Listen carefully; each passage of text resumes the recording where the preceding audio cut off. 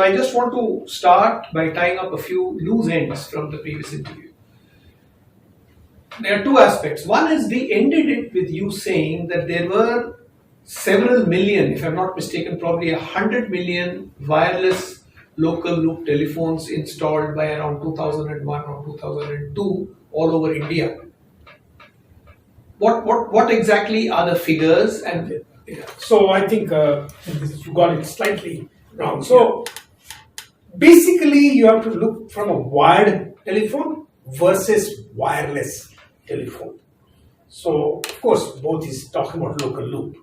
So yes, we basically the mobile telephone and wireless merged. Mobile also gives you mobility, and wireless in local loop in the beginning did not give you mobility. It gave you some limited mobility and larger mobility going forward. So yes, it is true that in 1994 when we started, we were 7 to 8 million telephones. Waiting list was still 6 to 7 years. And by 2001, we crossed 100 million telephones. That's what happened. And since then, we have crossed 1 billion telephones. From that point, it just kept on increasing. It went up to 200, 250 fairly quickly. But then that was a kind of a little almost saturation of urban market, and rural it was not going enough. And took a few more steps where we played only minor role to get it to 600, 700 million and then take off to 1 billion. In that 100 million or so, what was the contribution of the technology developed at IIT Madras? Small. I think we never probably, I think we would have, our solution would have been deployed not very significant, maybe 400,000 or something like that, not very significant. We were actually by that time killed, I was telling you. That's a time when we got our first opening and we started installing some. Our focus became a little more on rural India. We got more orders for rural India. Urban India started moving towards mobile telephony. The important thing is that the cost went down.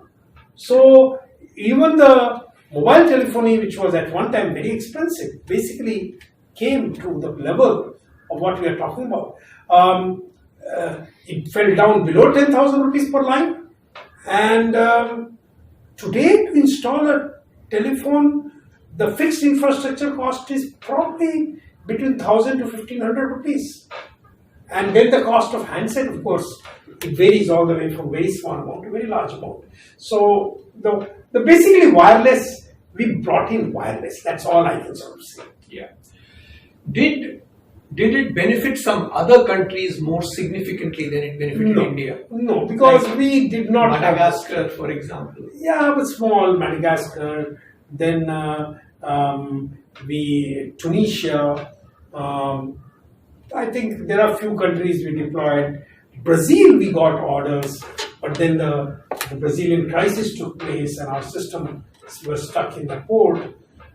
Million lines were there. But I don't think it really made that impact.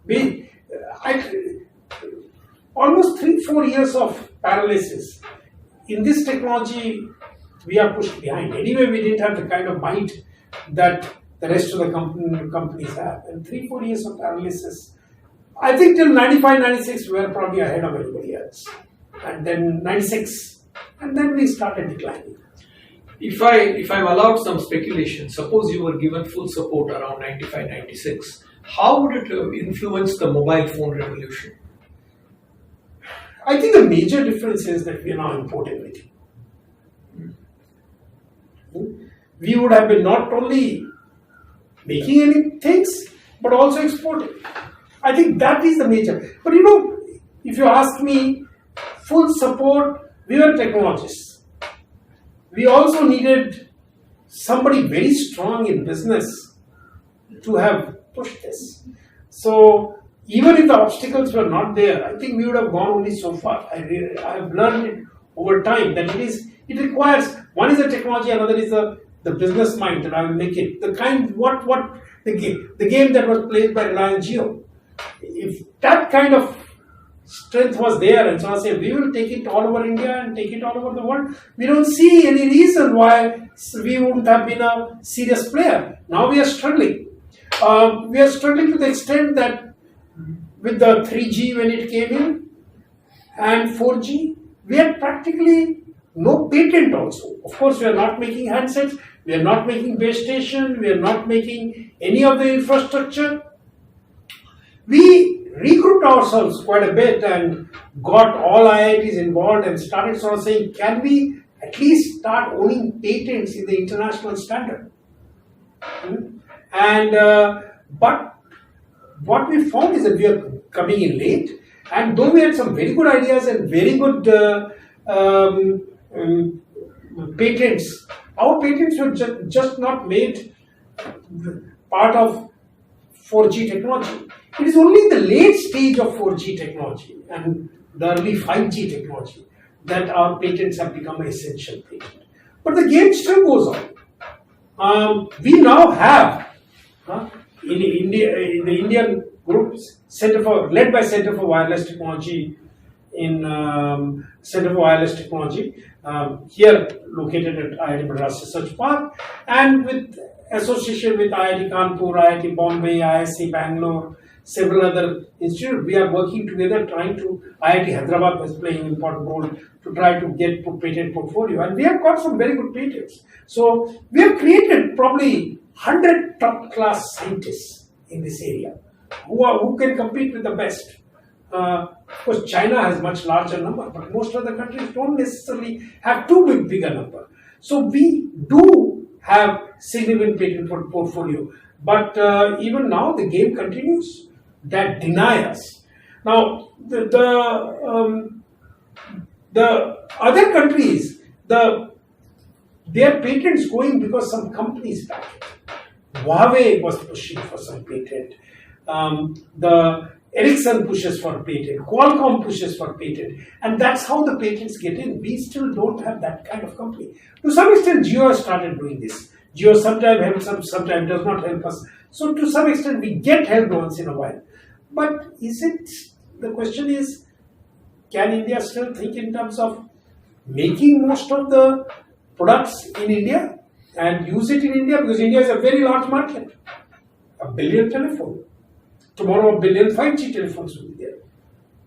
So currently our strategy, and I'm not playing the central role in this, is that can we get enough patent portfolio? And fortunately, the way 5G technology has gone, the base station and the infrastructure side has become all large servers with software sitting.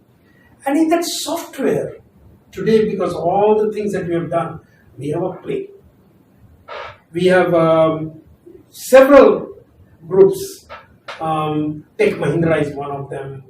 Even TCS is playing. C-Dot has. We have contributed very significantly to that technology from here and the patented part of it. And so the software we have fairly, some say, and it is possible that the large deployment in India uses that and not pay the royalty and money outside. But again, it depends a lot on companies. For example, Bharti or Airtel still does not play India game. Jio sometimes plays India game, sometimes uses India to get the best deal from a foreign company. Vodafone Idea does not play India game. So still it's a question of whether they will adopt it in large scale.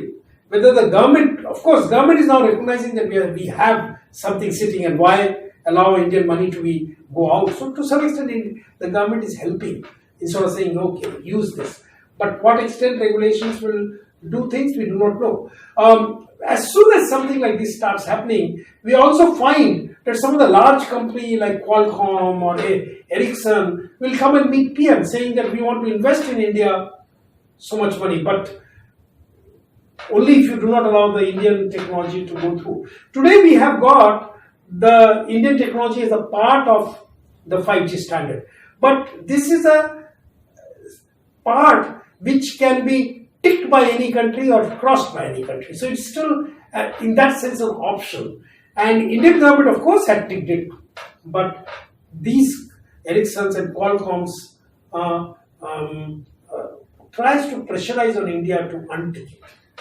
So I think this game goes on, but we have moved on from there. I have a slightly different question related to some of your larger commitments. So, in one of the earlier conversations you shared about how you encouraged and supported your sister's education, and there were, even within the family, there were challenges in terms of the domains that she can work in. So, when you joined IIT, of course, this was things were very different back then in terms of gender parity, even gender visibility, they're very different.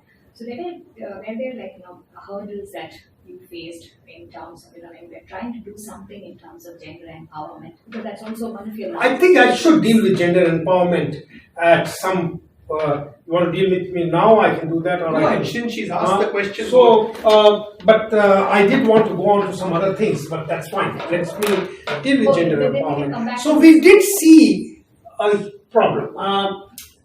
The good part was that the early project staff that we are taking, and the project staff came from where? From the engineering colleges around. Engineering colleges around, right in the beginning, had 30% women, and very soon went to around 45+% women. So the project staff that we are getting and we are employing from the tier 2, tier 3, tier 4 engineering college, a lot of them were women. They were the first women whom we were taking the projects, empowering them, getting them to do the engineering work, and we really found no difference. I mean, obviously, that was something fairly clear, and even I'll say in some specific cases, we found them to be more sincere, more hardworking, but I can't make a general statement of any kind. In IIT, situation was still not very good. Number of undergraduate students were very small, and postgraduate students were increasing, because even some of them, the people coming from all these engineering colleges were starting to do masters or PhD. It was increasing, but undergraduate was very small. Undergraduate, though it increased, it was not like in our classes there were 2 women in 400 students. It was not that bad, but 5, 6, 7, 8, it will stop there. As far as that is concerned, it did kept on increasing, but a little bit too slow. The issue got a push by my colleague, Professor Timothy Gonzalez. Remember that 3 of us were part of Tenet? Yes. Actually, Timothy Gonzalez was a director of IIT Mandi, Bhaskar Ramurthy was IIT Madras director, and I was simply the IIT council member. So we are all part of a council. And at that time, this issue once came up, and a subcommittee was formed, and Timothy Gonzalez was part of the committee. And he worked very closely with me that can we do something seriously about this? So this happened only about 3-4 years back. It took such a long time that the idea came that can we increase the women at least to 18% or 20%. And we actually recognized the marks difference between the person who gets selected and not gets selected was not more than half a mark or something like that. So we sort of said that if we allow the women in that part to get some preference, some kind of a reservation, will it be possible to get more women? And there was initially a lot of opposition, but gradually, I don't remember who the minister was, probably Kapil Sibal or the next person, I don't know. It's kind of sort of said, yes, we are able to mobilize the scientist opinion. I think Kakotkar was a big supporter of a move like this. And so I said, no, just give that extra reservation. Of course, people said we don't want to deny the number of boys who are entering, so this has to be over and above what it is. But the percentage can be made equal. And first time, 4 years back, the IIT Council decided that Now there will be a small reservation, and the reservation will be only half a mark kind of. I mean, it is not stated, but it eventually means only half a mark, which in fact very often you are rounding off or using all kinds of things to try to filter out some and filter in some. So small advantage, and the number of undergraduate women has gone up in 18%, 20%. It has gone up in many of the new IITs. The second thing that I noticed here was that, of course, in my project I was seeing more women, but the rest of the place, faculty was mostly men. Very, very, very few faculty. And we did recognize this as a very big weakness. And I think the whole caste and the recruitment always has a certain bias. Same committee can just kind of choose a certain kind of people rather than so when in electrical engineering department, I said I'll start making changes. Maybe that's where I had some say and all that. It also took some time. Till around mid-90s I started, or early 90s I started saying that I'll push for it. So of course I was still not in charge there, but I did push and try to get initially some women, and the numbers started increasing, and I did more when I became HOD. And it was not easy. You have to identify. This we have to do for every good faculty. Remember the number of faculty is we have to identify. By this time, Professor Indresan had said no person who graduated from IIT Madras, who did PhD from IIT Madras will be recruited. So that inbreeding was kind of had stopped. So we sort of said that, well, we will try to identify.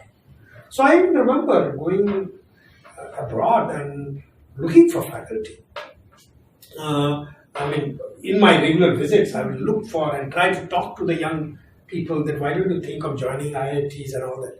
And I specifically went wherever I actually found that a woman who had done a PhD and she's interested. I went out of my way to try to bring that in.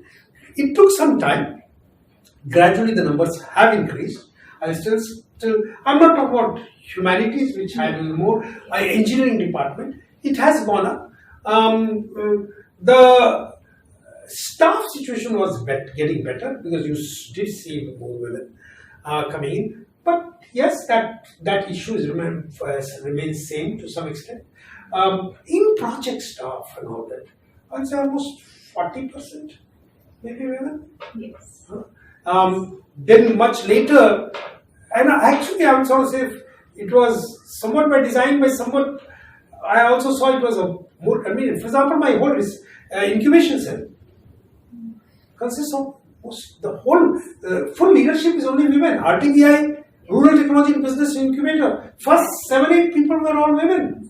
In incubator, first 8 to 10 people are all women. Charles may be one of the few men there. There are not too many women. Why? Well, I don't think that I specially made effort, but once you get a few women, it's easier to get more women. And certainly, I find that they work more sincerely. Men, you see two kinds of people. One, those who want sincerely and those who find every opportunity to dodge the work. Women, by and large, there are very few women who dodge the work. Of course, they have some limitation in terms of their family responsibility. I do see occasionally some difficulty. Sometimes when they have a child, they have to take off for a longer period of time. That time it goes a little bit lower. But other than that, things move faster. And that's part of the reason when we conceived of the research park, we sort of say we must have a creche. Because having a creche enables a woman to come in to work. So that's as far as the gender report is concerned. Okay. See, there are 3-4 terms you used in the previous interview, which it's not fully explicated. One is tenet, another is Midas, another is cordate. What are these? Okay. I told you that Bhaskaramurthy, Timothy Gonzalez and I had got together and formed an informal group. And we named ourselves Telecommunications and Computer Network Group, TENET. That is TENET. That group is our parent group. We still do all our activities in that group's name. though Professor Gonzalez has left, Timothy and Bhaskar has also become director, but we still kind of work with Tenet. When you say group, it's not a registered It entity, is not just an an informal thing. It's an informal group. We call ourselves Tenet Group. We work together. We took decisions together for almost 20 years. After that, of course, people have gone away. The second important, other than telecom plus computer network, computer networking was another area in which we did a lot of breakthrough work. I was personally doing work. So one was wireless telecom and telecom per se, including fiber optic communication and all that. The second work was the computer networking. Professor Gonzalez had done some work during his PhD also in that area, and that work we took up. And so I say data connectivity is very important. So how do you really build local area computer networks? How do you make campus connected? I mean, none of those things existed. How do you make departments connected? How do you get the nation to get connected?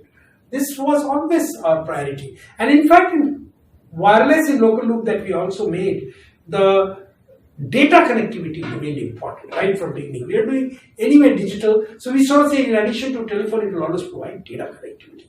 And later generation mobile always provide you data connectivity. So that is the tenet. Cordect was the name of our wireless in local loop. It was called Cordect Wireless in local loop. It is more of a name for the technology. Of course, it came from an international standard called DECT. So we called it a Cordect, and that is the Cordect Wireless in local loop. Tenet, Cordect and Wireless in local loop. Midas was one of the company that we incubated, though we formally didn't call it incubated in IIT Madras, which I remember that I got together 8 of my students to come and work with us, form this company Midas, and they had the 50% ownership of Cordect Wireless in local. So we developed the technology together.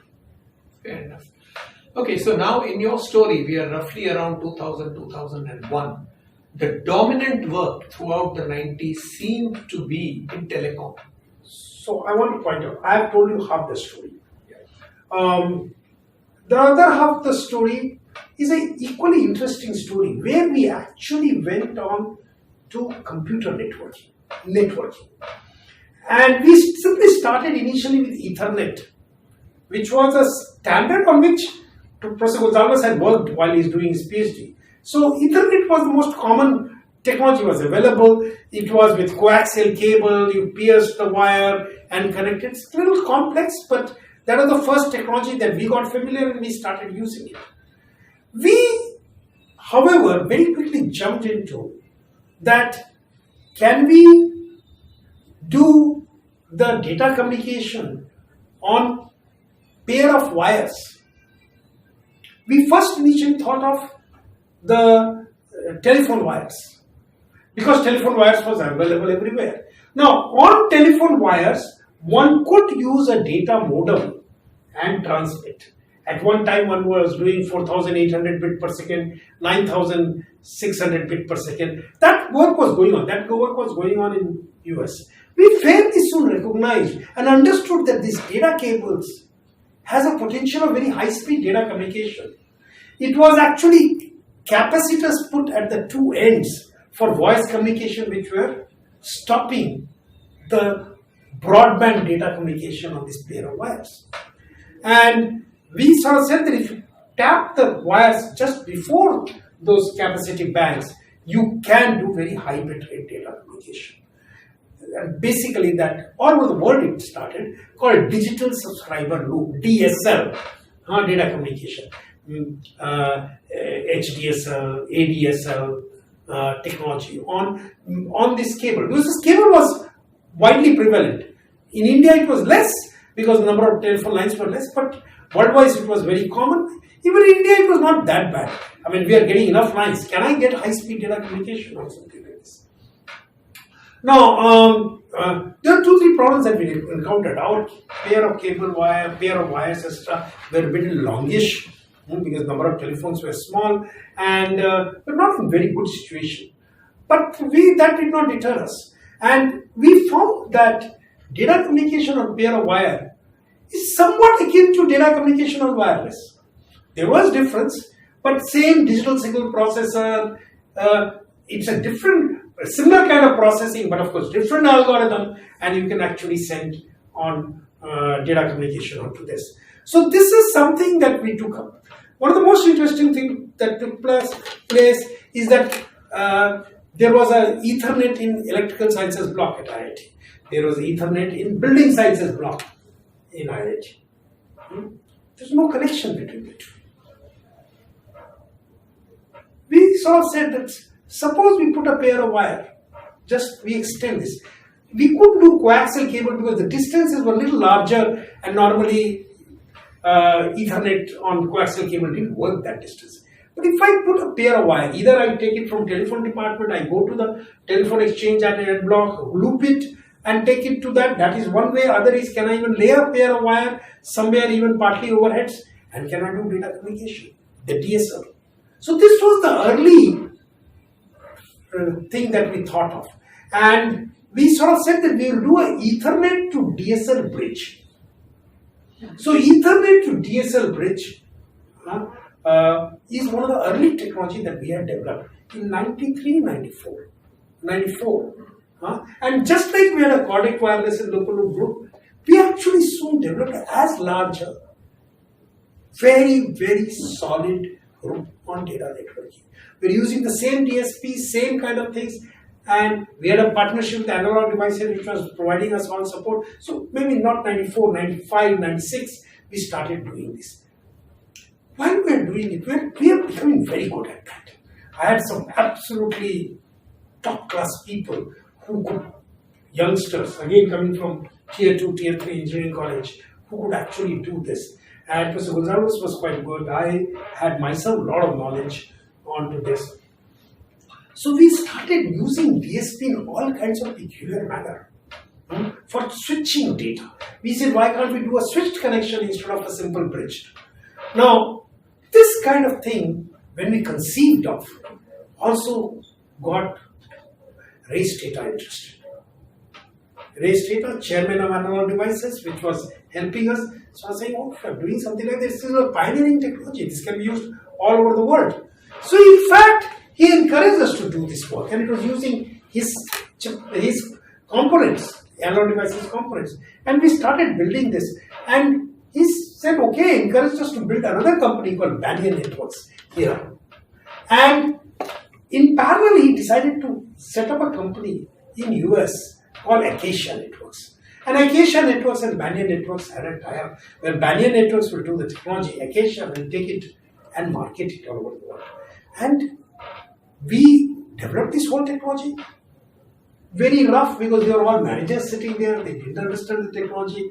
They wanted things to be done at a speed which was not possible. They were doing fundamentally new technology, something that was not tried and therefore there were lots of difficulties, and they didn't have the patience to do that.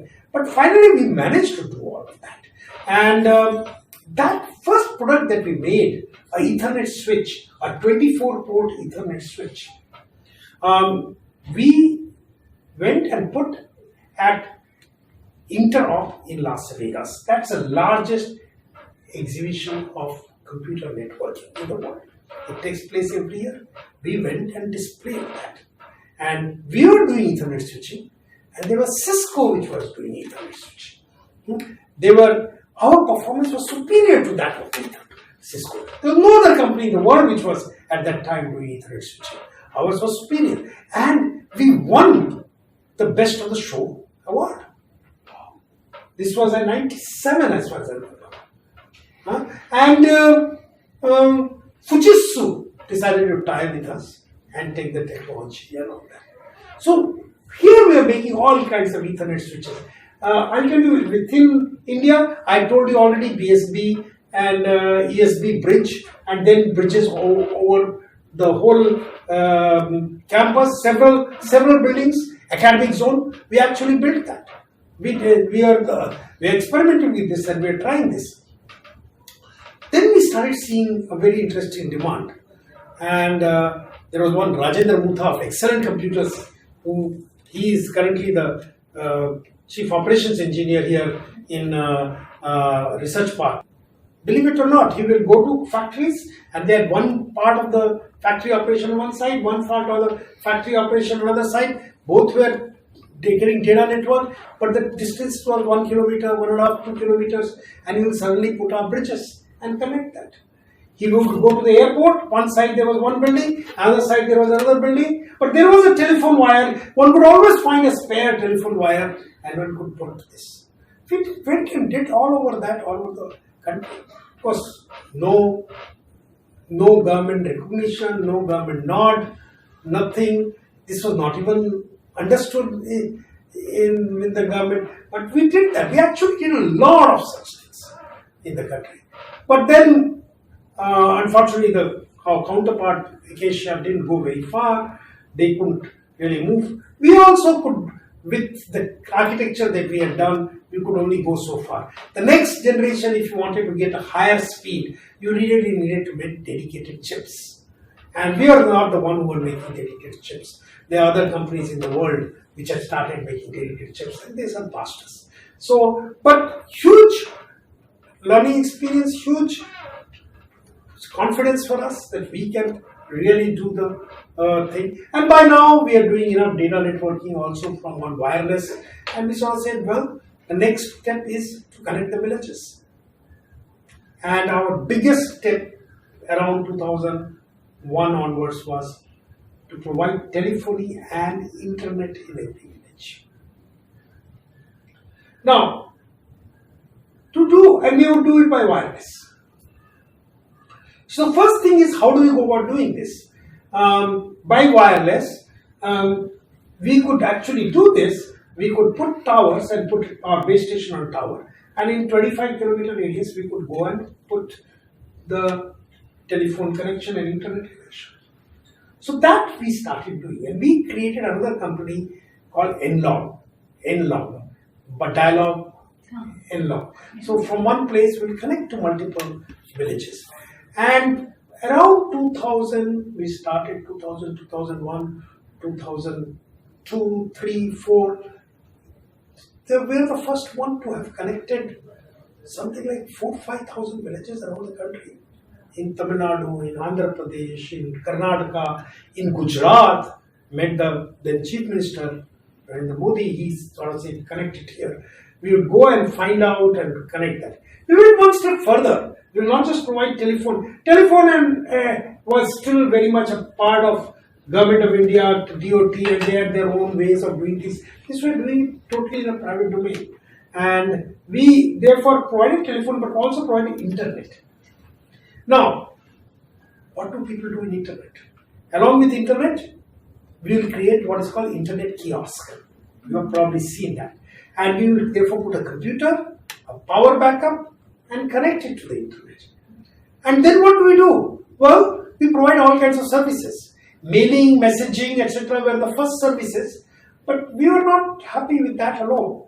The multiple things. And we created, that's the time we created 8 or 9 companies. One company was just took the Office package that we all use, Microsoft Office package, and created an Office package which will work in 7 to 8 Indian languages. So we had an equivalent of Office package which would mean Word, Excel, the PowerPoint, all this in multiple Indian languages. Emails, the mailing, all this in multiple. I remember Hindi, Tamil, Telugu, I don't remember the Malayalam, Kannada, we had it in Punjabi, we had in Gujarati, we had in Maharashtra, Marathi, number of Indian languages. An alternative to MS Office. Yes, it was alternative to MS Office. And this was a young company which actually created. We went one step further. The problem used to be our keyboards were all English, and type, even if you created a Hindi territory, by now the Department of Electronics, which is now MIT, was standardizing the keyboard. The Indian language keyboard, a very complex keyboard, and not many people could actually type on that keyboard. we built in a transliteration. So you actually type in English. Kitna deti hai? You type KITNA DETI and it will go in as kitna deti hai. We built that package. Some young people from tier 2, tier 3 colleges here in Tamil Nadu created a company called Chennai Kavigal. The company's name was Chennai Kavigal. And he did the Indian language, which was absolutely must before he went to the village. There was another company, Object-Oriented Programming System. OOPS it's called. OOPS. There was a young man who returned from US, Karthik, worked with one of my colleagues, Devendra Chalial, and created this company called OOPS, which was basically focused on a low bitrate video conferencing. We had only 35 or 70 kilobit per second data communication. Normally, video conferencing would require much larger data rates. Today, it is done on several megabit per second. Devendra Chalial was good at compression, video compression, and using that along with Karthik and our group, we actually developed a very, very interesting video conferencing at low bitrate. Now, just imagine what its implications are. We put this in our village kiosk, and now from urban areas to rural areas, we are able to communicate. And from one village to another village, we can communicate on video conferencing. Because multiple villages, and remember there were 4,000-5,000 villages kiosks we had, probably more, 15,000 I think kiosks totally we had. 15,000 kiosks we had. So one could communicate. Initially it was a purely voice communications and videos, so that was interesting, but the very next thing happened immediately was telehealth. So it started, we talked to some doctors in the city, and doctors said, well, we always want you to treat patients in rural areas, but for us spending time, and I talked about top doctors. I said, give me 2 hours. Come and sit 2 hours a week. And we'll organize. On the other side, there was internet kiosk and there was this local operator. That person was operating. They will get the patients and these people will talk to each other.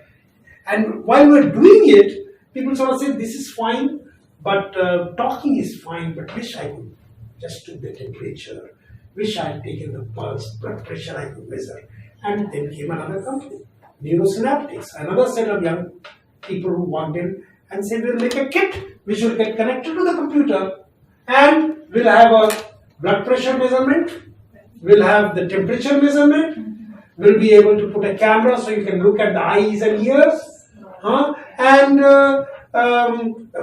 all these things will be live, sent on the data, and we put very nice screen and while the video conferencing is going on, and suddenly telehealth took off in all these villages. It lasted for some time, 2-3 years and 4 years. Probably became doctors in the beginning were very excited. After that, they will start not coming. So that they are busy. So that became a little bit of problem, and it never had the enough money that nobody could earn enough money to pay for the doctors. So we are only looking at voluntary effort of the doctors. So wasn't the government interested in taking it? No, government was interested, but government always says, what can I do? What can department do? What can MIT do? They want to control. This was being done in a private domain. But it went on. But let me continue on this. Very, very interesting thing. So, but lots of patients started getting looked. The next very thing happened is IU.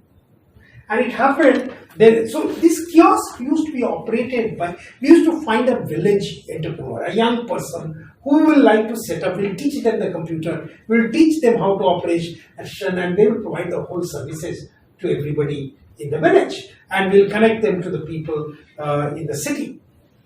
So one day, while this was going on, a young woman sends from Madurai, sends me near a village near about an hour from Madurai, 45 minutes from Madurai, sends a message, urgent message to us, email, saying that party, this such and such party in my village, she's really complaining very badly about her eyes, and we do not know what to do. She came to me, and I've just taken a picture of her eye, and she sent to me.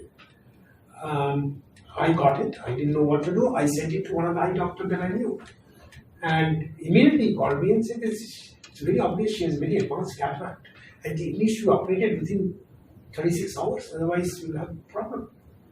And we immediately sent a message. He also helped in organizing some doctors around this, and actually she was operated, and her eyes got cured. It really created a huge news. By the way, it was a big news. These things was all big news. Everybody was writing about it. Media was writing about it. Then it started. Eye doctor is coming and examining eyes. We created all kinds of things, camera, fitment, and will come, people will look at their eyes, doctors remotely will look and start advising. So that treatment started. What would you see the next? Next will be veterinary doctor and animals. People started bringing animals to the kiosk. And the vet, we brought in veterinary doctors who will examine what is going wrong. A goat will be brought, a hen will be brought, and all kinds of things. We used to just go on, and it went on sometime till somebody came in that, yeah, I have a big cow that I want to bring in, and the kiosk is inside. We can't do this. What do we do? And till somebody figured out that all that they needed to do was, there was a camera, and they just took a big wire and extended the camera from the window and outside and held it, and there was a cow, and the doctor could examine that. And this is going on in some 10,000-15,000 villages, and the telemedicine, the eye doctor, veterinary doctor. We were already doing the, before telemedicine, I told you that, immediately after that the education started. So we will initially post something, and then there will be children who will be educated by people. Lessons will be actually sent. People will do it, and we found, for example, a teacher would come on the other side. Even the local teachers, we found that will get a bunch of 20-30 students, and there will be all kinds of question answers, mostly preparation for class 10 and class 12 examination. So the local teacher will keep on getting questions and will ask children for the answers, and they will respond, and then they will get the right answer. So tele-education started. So that picked up quite a bit. In fact, all kinds of experiments started, and pictorial stuff, various things. Can we strengthen the education? Education, healthcare, video conferencing was already going on, the communications was going on. The next thing that we got interested was, can you do financial transactions, and beyond transactions, can you do the financial transactions? By that time, till that time, nothing was allowed per se on internet and all that. But can we at least do some kind of what is called financial inclusion? Can we create a body which will have some people here and people there, and can they record the data, and can they give loans, can they give something? So we started involving. So basically we went into full-fledged all the development activities. But there's an important question here. All these fantastic activities, did you eventually come up with a revenue model which would interest the private sector, so that then it gets scaled up? So I'll point here. First, there were only little money that could be there. So the kiosk operator was charging. They were charging 10 rupees. That's the kind of thing that people could afford. People could afford. There was also, of course, medicine delivery issue there. Because doctor will see, but what about the medicine? We immediately tied up with the pharmacy. And pharmacy will deliver that. That will also happen. In education, similarly, the teacher who will be teaching will be charging youngster. But was there enough money for kiosk operator, plus the person who was operating the whole system, plus the service providers like doctors? There was not enough money. And that's the time we're looking for government grant, because after all, they've been talking about it. But somewhere, every time they moved in, they tried to take over everything. And they said they will have their own village service center. In fact, somebody even tried in Madhya Pradesh and a few things. And the village service centers, CSCs were set up, huge government expenditure. But, and this is there today, even today the CSCs exist. So it does some for purpose. But the zeal with which 50 to 100 youngsters were involved in doing this, with large number of 7-8 companies coming up, so one doing video conferencing, one doing local language stuff, one doing, all this was complementing each other. And that zeal, government did not know how to tap, how to take it forward. Every time the government will move in, they will try to take over. In fact, I will name a MP, so it became actually, the Madurai region, it became very popular, because that's where we put maximum number of kiosks. And some MP would go around during election time saying, I have set it up, it's all done with my money, what is called, they get some money from the parliamentary fund, and it has been done with that, and stop paying. And we actually found people stop paying. And the whole thing will collapse in no time. Because the money available, this is a very marginal, whole thing was very marginal. It was not something that had a strong business model. There are a few business houses who were involved. But they're all waiting for government to pitch in so that they can make money out of government. And in fact, there are companies which pitched in and the government pitched in, and there are people who made money out of it. But they will really not work the way that would be needed to really make it a huge difference. Academic, IIT and some voluntary organizations actually work better. But it has only so much. It went on till 2003-04, but even that, it was just riding on Kodak.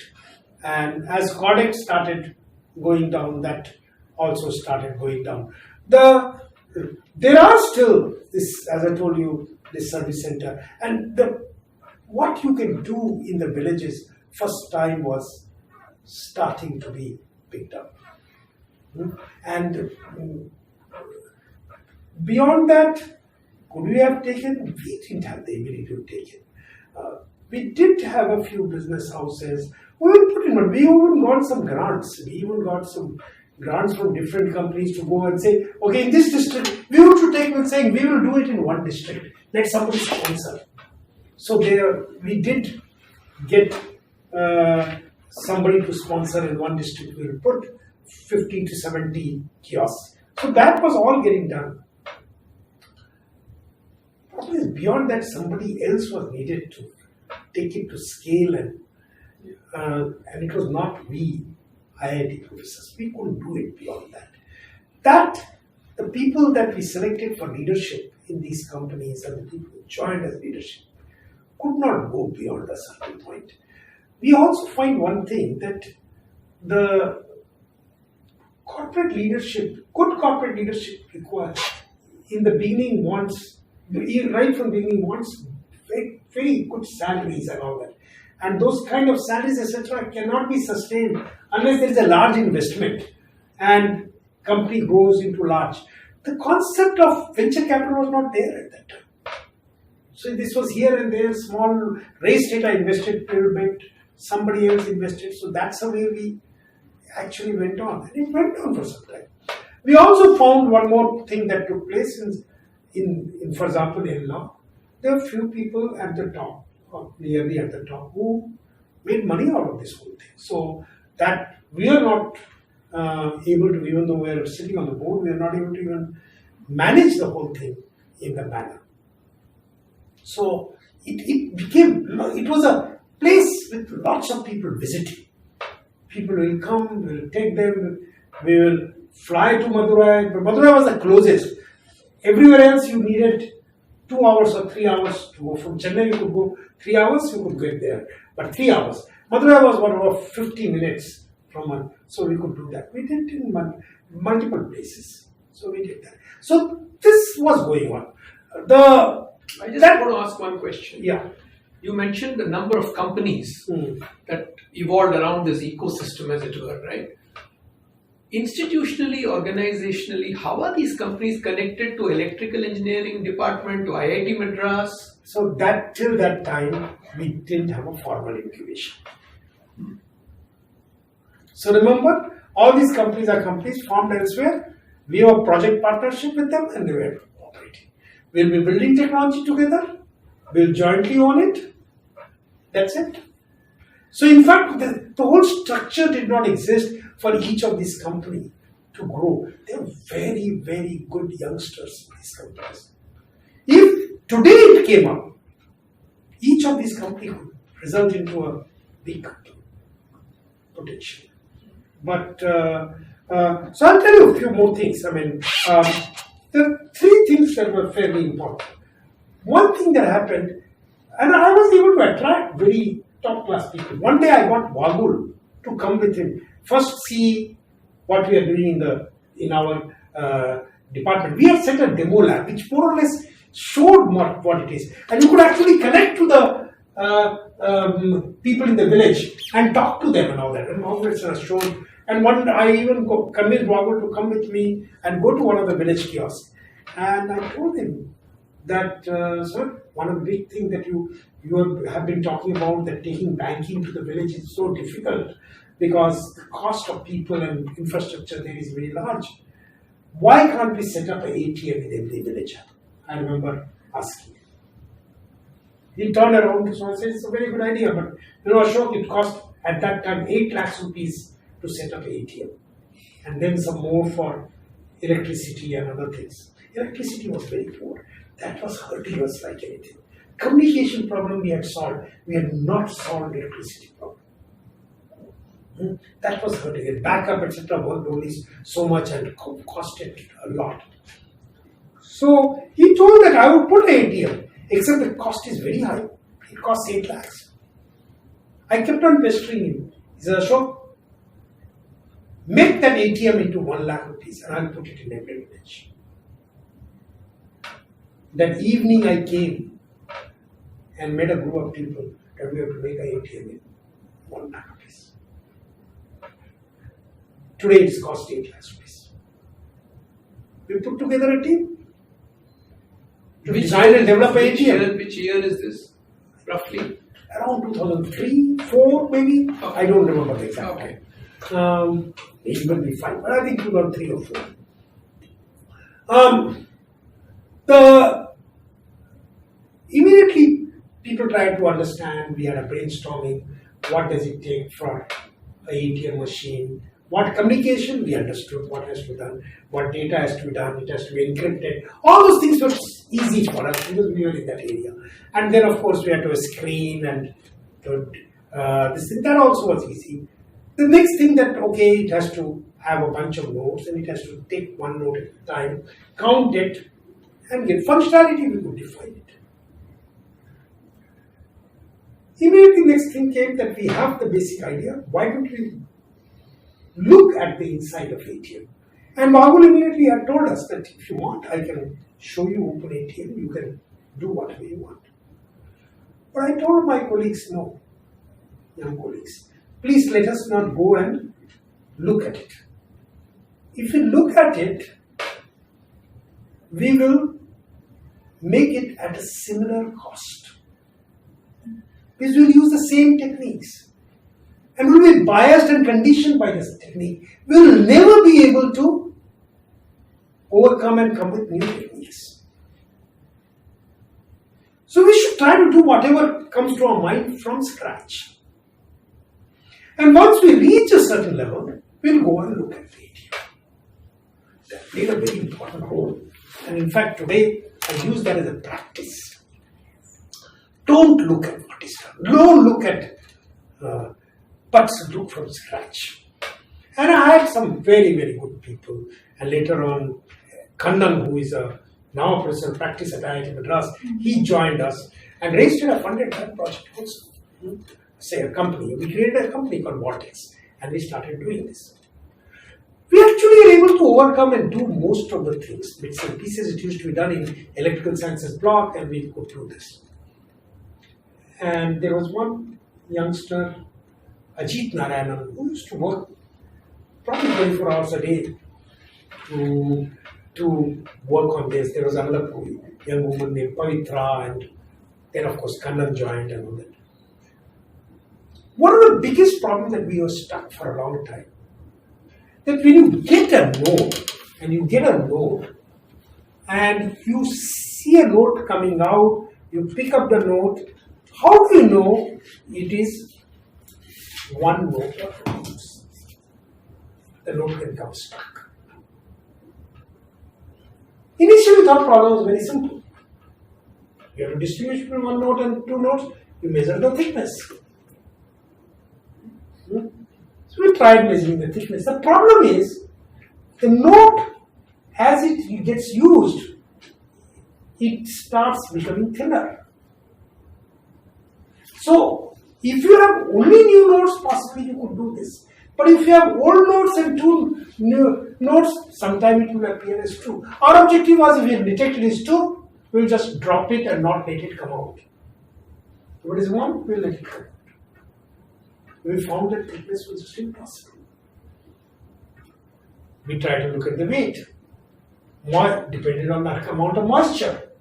Amount of moisture, the weight can be very large or very small, one note, two note differentiation. We could never do this. We tried all kinds. We were stuck on it for a couple of months of very hard work. We kept on playing with it, thinking that we will be able to figure it out. The point is 2 points were so close to each other you couldn't distinguish. I remember one early morning, probably 8:15 or 8:20, I walk into this lab and this person has worked whole night and he had sent a message saying that he thinks he has come up with something new, and we went and discussed and we found that really there is no breakthrough.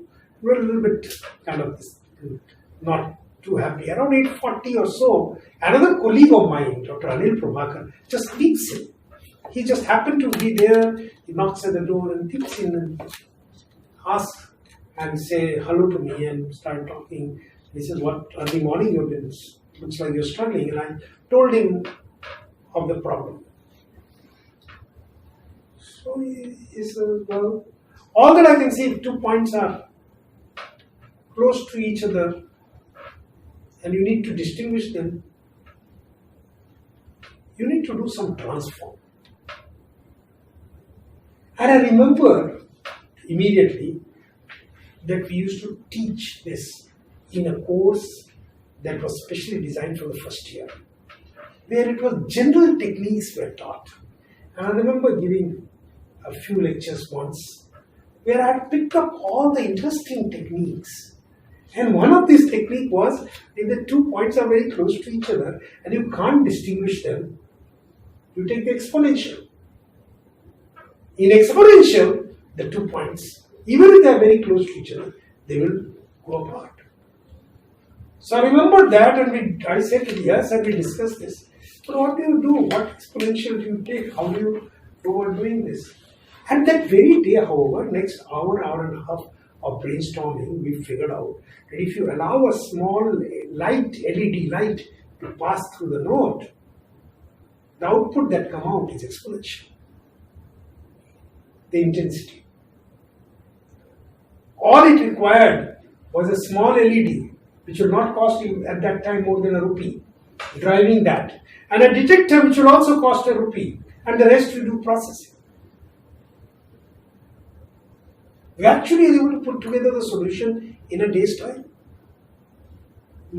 And I want to point that out, and we made a solution like that. And we pointed out that later on when we opened up the new ATM, they were doing a very complex technique which involved some magnets and this, that. So it taught me. You remember that I talked about PPST and talked about one thing that Dharampali ji also to sort of say that we all the time think only in terms of what West does. And I more realize that we're so conditioned by Western science and technology. Everything we tries to do exactly that. And I kind of realized that if I would have opened that ATM, I would have probably never thought of this. I would have never struggled. If I would never struggled, I would have never thought of this. So, in fact, I'm a strong believer that think always afresh. Think from your own knowledge of technology and economics. Do not get conditioned by what West does. And the reason I'm pointing out is that today, whenever there is a problem that we have to solve, the immediate question that comes all over is, yes, but how is it done elsewhere in the world? And which means, how does West do? Especially when I went to Delhi. And as soon as we will talk about a problem, their reference point will be, United States or Europe. So, this I think is a severe limiting factor. If you don't know what does the West do, sometimes you will come with a better solution. Well, anyway, so we made the ATM. We actually made the ATM at 75,000 rupees, and Vortex started selling ATM at 75,000 rupees. And once again, the same kind of problems. To bring down the cost and do the minimum this thing, we had done it with Linux. Much better open source operating system. Banks were doing with Windows. And banks will not accept unless you start with Windows. Windows will add 10,000, 20,000 rupees extra cost. And for us, cost mattered. But they didn't care. Even I took it to Wagul, etc. Nobody could do. And banks will do this, the regulatory department, everybody will try to go and argue, Timothy will argue, we're not supposed to be a big expert of what the software and costs are, but there is no one, no support, nowhere, everywhere will struggle. We had of course made it with a single note denomination, and the banks wanted with 2 note denomination. We said, well, if you do 2 note, it will become 1,25,000, the cost will go up. That we can understand at least as a feature that you made. But when we start in a village with a single note, 50 rupees or something, it's problem. Everywhere we had departed from conventional, and banks and the regulators will not approve it. Simply, it was Windows versus Linux. Was one of the things. There are many things where we departed from conventional. We are doing something which made more sense. We had created our communication to be better. They wanted communication to be in a different manner. We had made the whole thing power backup better. We are consuming very little power. Because we had designed the whole thing as a very low power system. The conventional system were consuming 25 times the power. But they wanted such a large battery to be put up. We kept on saying, don't put the battery. Say so many hours of operation. They would not accept. On every single thing, on display they will have a problem. On every single thing, they deliberately pushed us towards that. And of course, those companies were very angry. They were doing everything to try to demolish us, to stop Vortex. And where they are arguing that that's the best way. And they even got support they brought in scientists from outside the country and even inside the country, they would hire people and say, no, it's risky, I don't understand that. I mean, we are the best from IITs and even we will find it difficult. And the government will not support us. But it gave us some initial visibility and started doing this. So there was this, we did this kiosk with this various telemedicine kit. So then we started doing these ATMs that I was talking about. There are a number of breakthrough technologies we kept on doing. And everywhere the problem we faced was similar. First, there was no venture capital to back up. We could get only so much startup and all that. Second, government will be a big bottleneck. We will not be able to break through in the market. The existing companies will not allow us. Initially, they will say it is jugaad or what, all kinds of things that will be done. And that's part of the reason when you mentioned to me right in the beginning that what did you see talk about this appropriate technology. And basically, appropriate technology and jugaad was a negative word that no corporate will touch. I want a robust sound system and I can't afford it. But we'll say ours is a robust sound system. But that would not be acceptable. Were all this covered in the media? Yeah, there are stories. There were stories. I don't know that I'll be able to pull it out because there was no internet at that time as much, but it was covered. We had written enough. We had written papers also. Some stories were there. Some fights were there. Some. But one thing were there happened, any vested interests involved in this ATM project? of course, there were only two companies in the world which had the ATM market. All over the world, only two. There was a third which was not doing that well. Only two companies. Which were the two? They still exist, the two companies. The two companies make ATMs. Okay. Vortex is a poor third, our company. And they had the market share on the whole world. Till today. Well, they went down. Oh, the good part happened. From 8 lakhs, the cost came to 2 lakhs. Nice. That part we won. Yeah. They started selling at 2 lakhs in India. It's fascinating. This is the same thing that happened in WS Industries. WLL, And here, they are everywhere. the same thing. So, one of the key things that we do are we are able to at our this thing, we are able to bring the other, they bargain better, we are able to bargain better to them. So, cost went down to 2 lakhs. In fact, it 2.2, 2.3 started doing something like this. And with all features, everything. So that role we could play. Could we defeat them, build? At that time there was an opportunity for Vortex to become and beat the global player, become a global player. That we could. We also found that while a lot of Indian businessmen would support us, there was no guts in India. So I say, I'll take over this now and from now on I'll make it a big time in India and big time all over the world. Remember that even our licenses in WLL couldn't go beyond a certain point. The WS industry is the first one I won't put in the same category because we never completed the product. Here we have completed everything. And this didn't happen to one or two things, multiple things. So, this is something that one can go on. I've told you only 2-3 stories. Probably there are 7-8 other stories one could go on.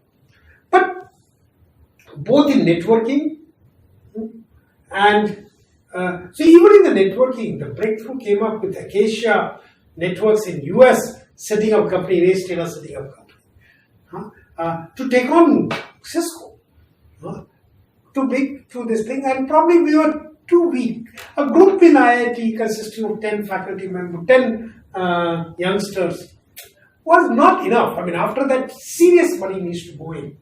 And I could see that China was doing. China at that time was continuously behind us. And they would grab something like this and build powerful companies and compete. India was missing throughout, not allowing this thing. Of course, I got, it is this time that I got the first thing that I got was a Patnagar. But no, Patnagar had got long back. I got the Padma Shri. So I did get the recognition, particularly after the we got the WLR thing sorted out, and we could. So I did get the recognition. That also pushed. IIT was providing us limited support, not much of obstacle, but IIT could do only so much. I also saw that this is the time when this whole concept of research park is starting to be formed, that you need something bigger, something different to be able to make these companies win. They are very fine youngsters we had in all of them. In today's context, they would all be driving to 1,000 crore rupees company. The 7-8 companies that I'm talking about, whether it's a Neurosynaptic or Chennai Kavigal or Oops or Vortex, each of them would have become, and with today the things have changed. This time, you remember, I'm still struggling in IIT to even get an incubation done. IIT would not accept incubation. Still, that whole debate about Saraswati versus Lakshmi was somewhere in the minds. Little more acceptable, but not more. Yeah. Can you just explain to us exactly what incubation is? I'll come to that in a short while. But because I think before that, one other interesting thing took place. I was also co-opted I was also made a member of Prime Minister's Scientific Advisory Committee in 2004. So I want to point out that I had a very, very good interaction with Advani, Vajpayee, and later on, to a limited extent, with Manmohan Singh. So, do you want me to talk that or talk about incubation? No, incubation later. But okay. So let me tell you what all happened here. So one was I got Padma Shri. I started doing. There are a lot of media stories about one after another innovation that was coming up.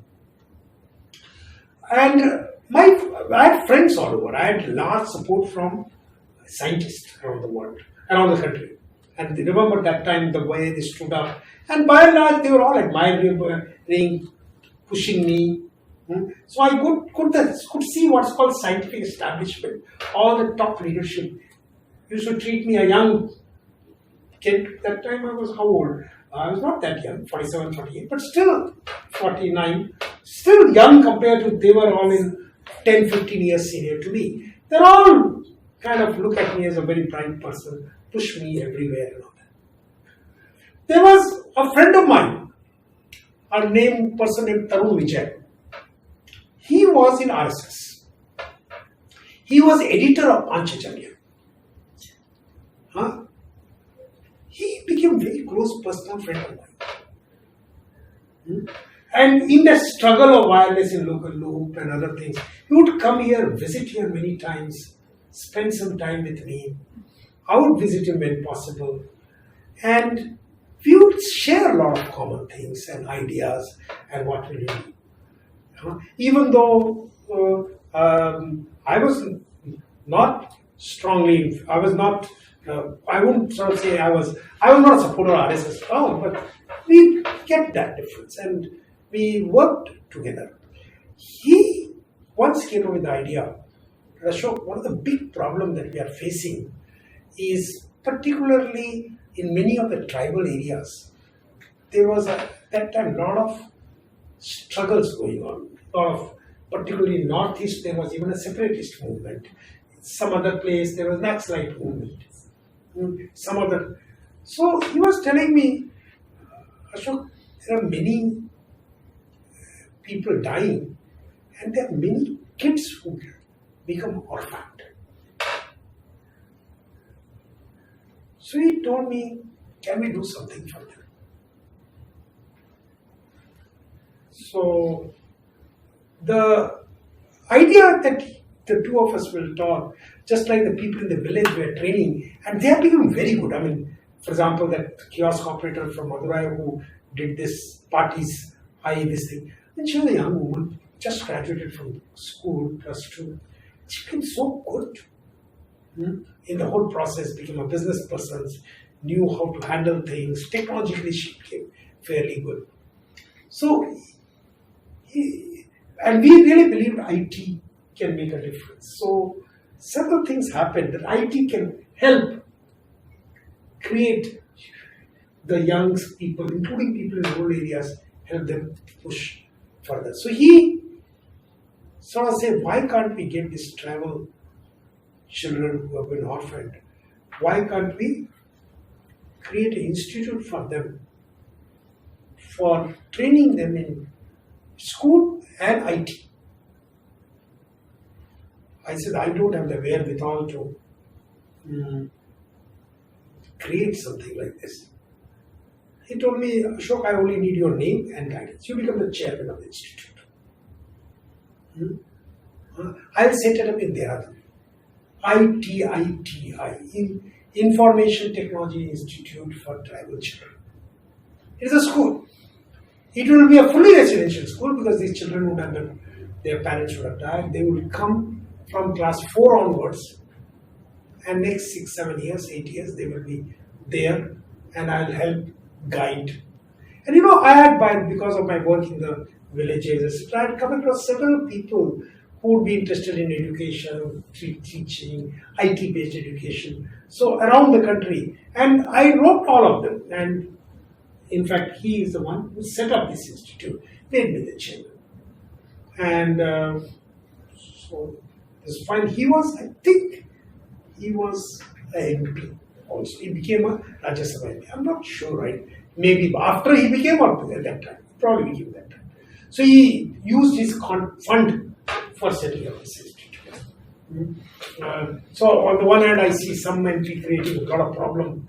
On the other hand, he is trying to do that. And we created the curriculum, we hired everything, we were able to do things like this. And so that was going on. And I'll come back to that. I need to go back a little bit and say another incident I need to talk about, and which happened around 2000, or 99 or 2000, 99 or 2000. Vajpayee had just come to power. 99 it happened. And before that, the wireless was kind of understood to be, would be playing a very important role. And government had done a auction for wireless operators in 95, 96, 96, 96, 97, 96, 97. And both for GSM and there is another IS-95 CDMA, both for. There are a number of companies which in that license bid, we had nothing to do with it, bid very, very large astronomical amount, led by a company called HFCL, Mahendra Nath, and Airtel, our Sunil Mittal also. They all got the license. But as soon as they got license and started even planning to see things, they realized that they had made a very big mistake. And the amount that they bid was so large that there is no way they could pay so much money. Whole thing was not viable. It was later on I found out who was behind it. Apparently there was one Israeli firm which actually did for all of them the business plan. One company. They looked at the 8 million telephones, in fact, even some reference to some of our articles and all that, and there is a huge hunger for telephony, realized that 100 million lines are possible. Remember that we were going on talking about 100 million lines. They took that number, but they in doing the paying capacity, the revenue, they didn't take the paying capacity into account at all. And they took the revenue number of Europe from per line and did a multiplication and did a business plan. And all our big player, without even looking at it, did astronomical amount. So the government was very happy. And there's a huge hue and cry that this will happen, telephony will come and all that. And such large money, it was probably largest auction. But as soon as they realized that this is all not going to happen, when they got into it, then their experts are blocking it. Because there will be so many loose ends in auctions, so many conditions will not be defined. And they will say, this is the condition that I assumed, and they will start going to the court, and whole thing gone. There was nothing moving. So from 96 to 99, nothing was happening except in a very small way. That's the time our technology had also come up, and things was stuck. I remember once again meeting Professor Indiresan. this time I saw say this telecom wireless is certainly the way to go. Everything is well set. But all these companies have bid such large amount, it's not going to go anywhere. So Indresan asked me, then what is your suggestion? I said, well, if government has the determination, has the will to make this happen, they need to waive off this license fee. Indresan told me, Ashok, you don't understand. The minute government does that, there will be acquisition that you have taken price. I said that, well, sir, I know that. I understood that very well. But the only answer to this is, we have to therefore not let it come from them. We have to get a group of young intelligentsia to go and meet the Prime Minister. And the Vajpayee had just became PM. I said, first 100 days is what is called the honeymoon period, 100 days, 200 days. If he wants to do it, he can do it now. So he understood it. We started talking to a number of other people. And there were enough people who had expertise, intelligentsia, who got together. We were about 30 of us, 25, 30 of us. And we went and met Vajpayee. First time I met Vajpayee.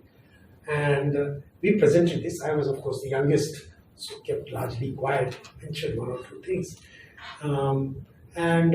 So immediately I remembered Vajpayee, and I was very impressed with him in that first meeting. When we told him, sir, the only way this thing will take off, if you waive off, and I'm the one who told him waive off and allow people to do the operation. So he immediately looked at me and he says, "Marwaoge kya?" So I said, yes, I mean, we know that, we understand that. But if you only have this opportunity, after 6 months you can't do that, 3 months, 6 months, 6 months you won't be able to do that. So if you want telecom to survive and grow in India, and there is a big problem of telecom, you need to do that. So enough voice of sanity. And this, he said, well, I'll do it. He didn't say that time. He said, let me think of it over. But within a day or two, we will have to do it. And I saw that here is a man who could take a risk and somebody worth.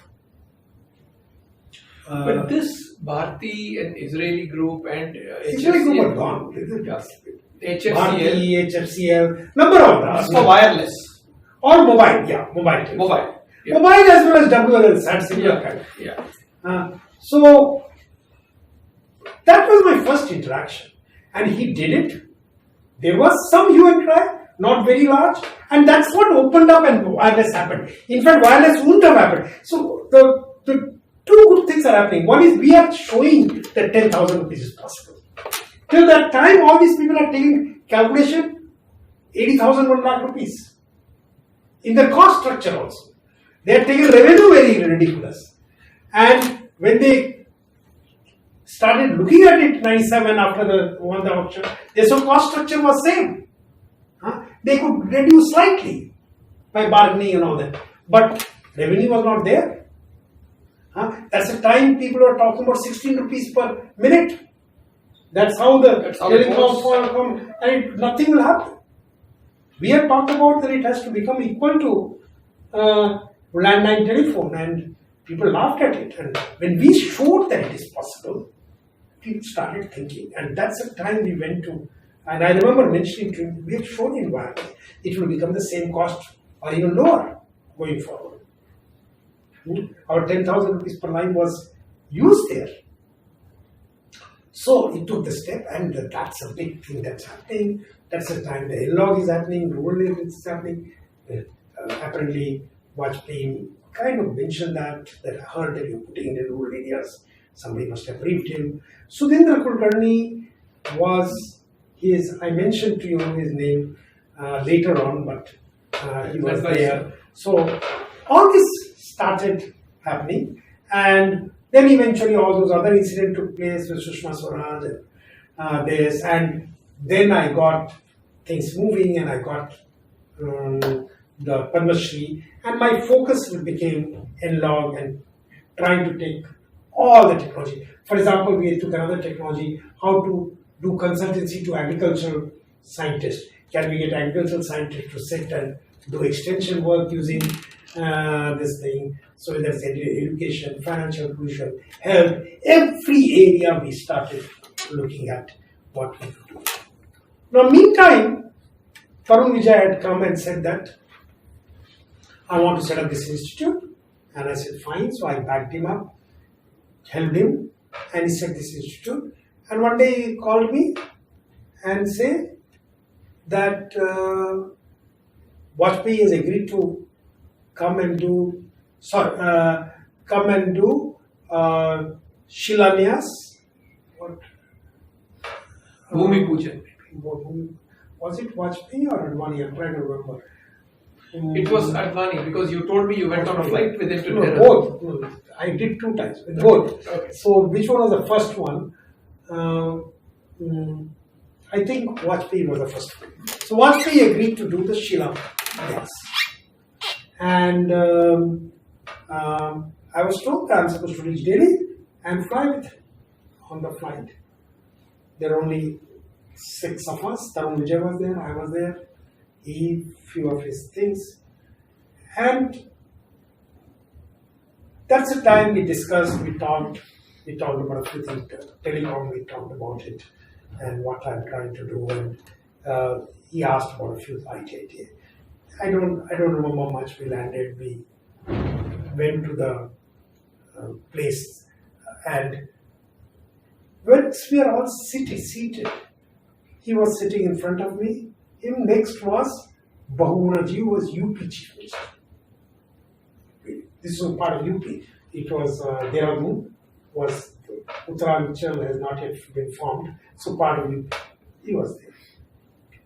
And I was sitting just behind them. And Tarun Vijay was all with the family.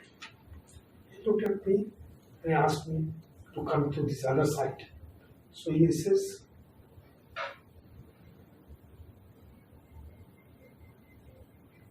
कितना पैसा चाहिए? So we said that, sir, we had thought that we should be able to get 75 lakhs rupees to a crore rupees. That's what will be required for doing this. He said that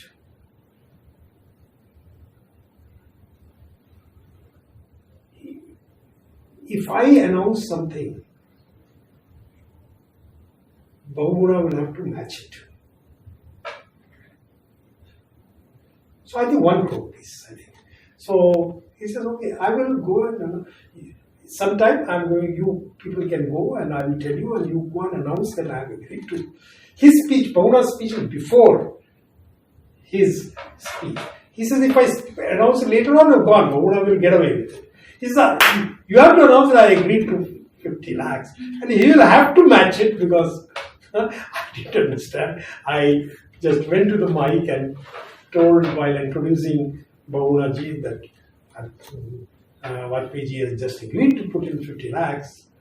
I hope state government will also provide us support, or of course immediately he also announced. But I saw the sharpness, the width, the way things are, and we did this, we did build this. It still runs. Just to tell you a little bit. So that was the first incident of I meeting these people and trying to see how things work.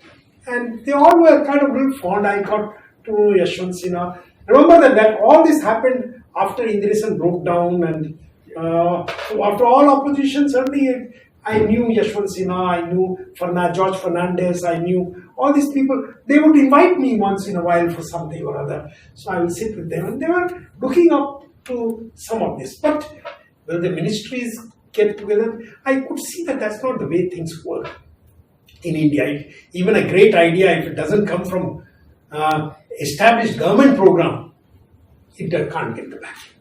It has to be established government program. You know, once in a while people did talk to me that why don't you only drive established government program? And I said, the established government program I did get involved in the past. You never had the freedom to really drive it all the way to success. You want something or other, and then you are filing report and doing other things. You get totally bogged down. You don't have the freedom to hire, enthuse young people. I was trying to get young people to become entrepreneur if I couldn't pay them much. All those things will not be allowed. So I continued in this manner, and the other interesting incident, it took us a year to build the institute, and when we are getting the children, the actual formal inauguration trip was taking place. There was Shilanyas, this time inauguration, and this time Advani went. And once again I flew in with Advani, thanks to Tarun Vijay, and I had a good one-to-one chat with him. So I could see that they were generally wanting something to be done. Whether it is Vajpayee, Advani, Yashwant Sinha, of course George Fernandez, all these people. I also got co-opted in a committee called IT for the Masses with Javadekar. Javadekar became the chairman, I became the vice chairman. And we went around trying to, how do I use IT for all kinds of things, education, for healthcare, for everything. The whole concept became very wide. That was the only thing. There was a committee that I went, and I remember even we traveled abroad somewhere and probably went to MIT together with this kind of thing. There was another person, there was a third person who was then NASSCOM chairman, founder chairman. What Mehta was he? I'm forgetting his name. Very famous guy, and he passed away at a very young age. He went to Australia and suddenly passed away. So, but the three of us were actually driving a lot of this thing. So I got a lot of friendship also as a result of this. But the rest things were going on with in this manner, and let me ask you something here. You made a very interesting statement that there was a time when in those areas connected to maybe both data networks and telecom that China was behind.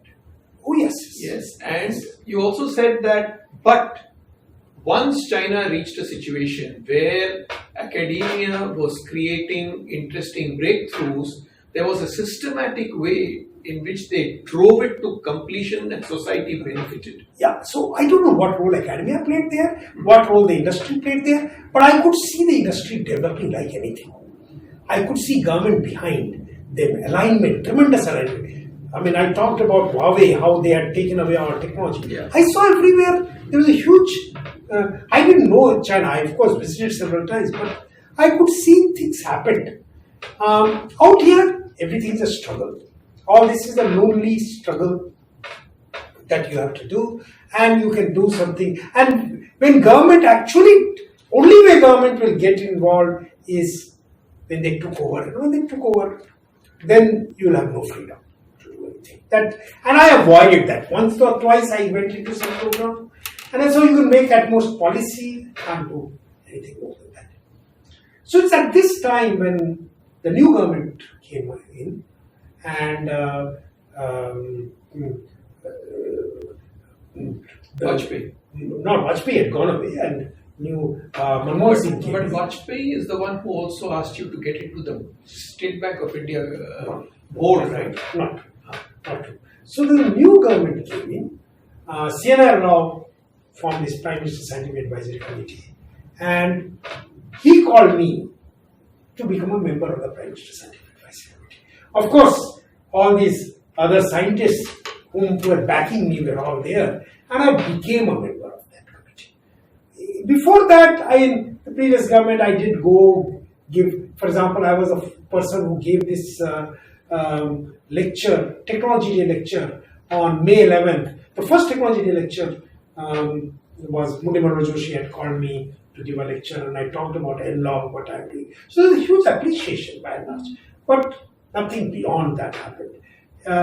Here, when new government took over, the asked me to become advisory committee member, and fairly early we had two quick meetings. First meeting, I remember all of us were there, met Prime Minister, we were too overawed by the whole situation. Second meeting, he called me and asked me to get into State Bank of India.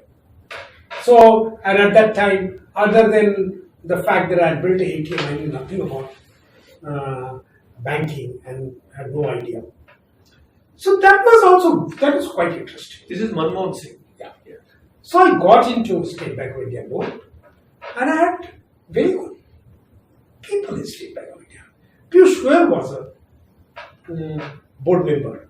He was the BJP member, son of a treasurer. He was put in before, but he continued. He was not asked to leave when Manmohan Singh took over. And I and Piyush Goyal became very close friend. There were other stars in the board. Later on, Vinod Rai became a member. So we had some of the best people, some of the industrialists. State Bank of India was very different. But I got on the board, and I was, of course, very young compared to everybody else. And who was the chairman at that time? There was somebody else, but soon. Porwal. And soon this Bhatt came over. So most of my working was with Bhatt. First couple of meetings was only with Porwal. I was made the chairman of Technology Committee. That was another very, very interesting journey. The chairman of Technology Committee. I started trying to understand what they were doing. They had given the whole, all the technology for what is called centralized banking. That means there will be one computer, and from the remotest area, they will all connect to that computer. Everything will be centralized banking. By the way, before that, there was some committee in which I was also there in the previous government, and we had a debate of whether it should be centralized, computed, but centralized, or should there be a server in each place and all that. And I actually felt that the communication links were not strong enough that time. We were just setting up, they're not strong enough. But the decision was taken somewhere else that no, we should go for centralized banking. And later on I realized that yes, that is a much better way of going about. You look forward, not just what you have. And something was not going to happen immediately. Anyway, it will take 3-4 years. And by that time, technology was developing. So I saw the centralized banking was getting done, and the whole software was being done by TCS, and hardware was coming from HP and Cisco's and all that. Some of the early meetings, I started saying that yes, basically, system was getting ready. But you will soon see that as number of people start using, number of branches start using, as it starts using, very soon the server capacity was getting affected. And over the next year or so, one of the things that I saw was that each time that was happening, we were buying more from HP and putting more and more and making servers stronger, spending more and more money. But as we grew, we had large number of branches, 15,000 branches around the country. As the more branches came in, once again it gets slow. Everybody will complain about response time and this and that. And the only question that will come is, why can't we increase the more servers and all that, more cost, which of course our committee has to approve. We used to. But at a certain point, I felt that something was going wrong. So I was starting to ask questions to TCS. I will get standard replies, ask questions to the people in the bank. Of course, they didn't know much. They'll give all the standard replies. There are a few consultants. They'll all sort of say, no, that's the only way to do it. But I was coming back and talking to primarily Timothy Gonzalez and a few other computers, science people and networking people. I was going on saying, feeling very uncomfortable. There's something wrong with me. I would therefore start pushing TCS. But TCS was coming with a wall. By the way, one thing that had happened during Vajpayee time, that I was asked to get on the board of then VSNL, Videsh Sanchar Nigam Limited, and Bharat Sanchar Nigam Limited. So I was on the board of BSNL and VSNL.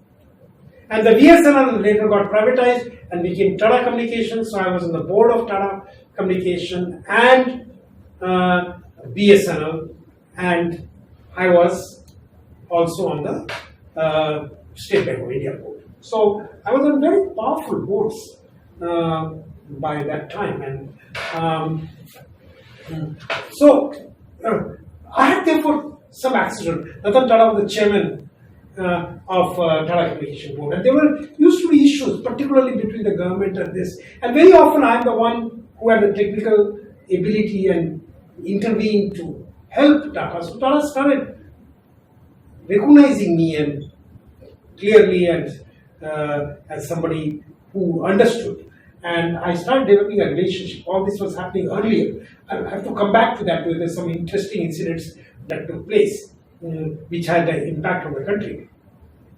But here in State Bank of India, where TCS was doing things, I was dissatisfied.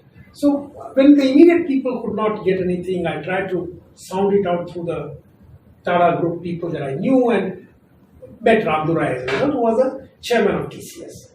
And I talked to him, and he also sort of said, no, sure, everything is going right, very nicely. He told me, he tried to explain to me. I left dissatisfied.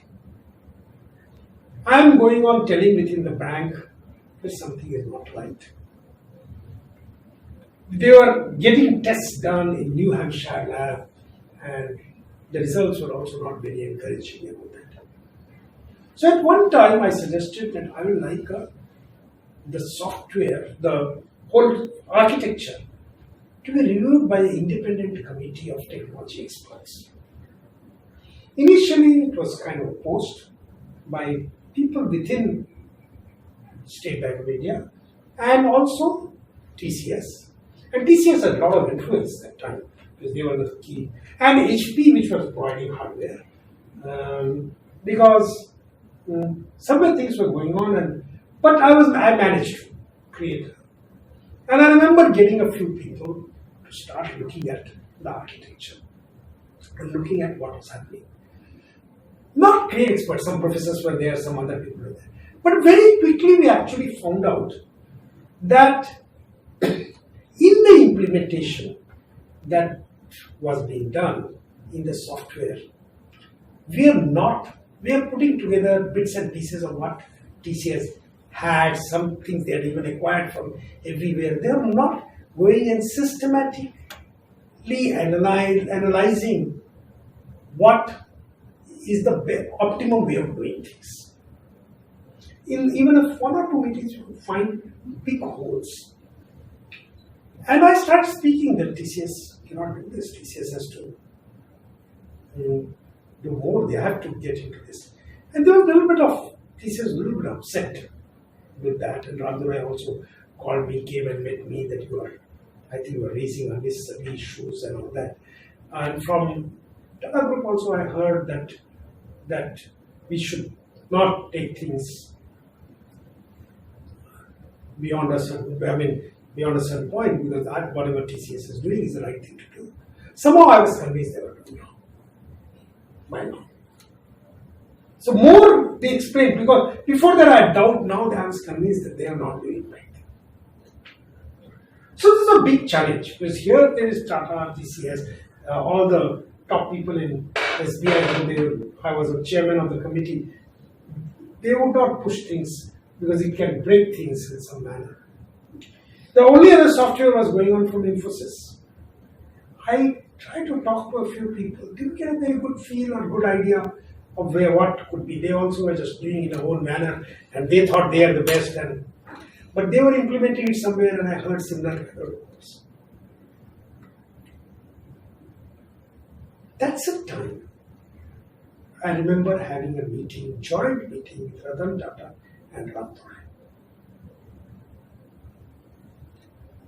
So I told that, see, your response time for doing anything is so much. When it is so much,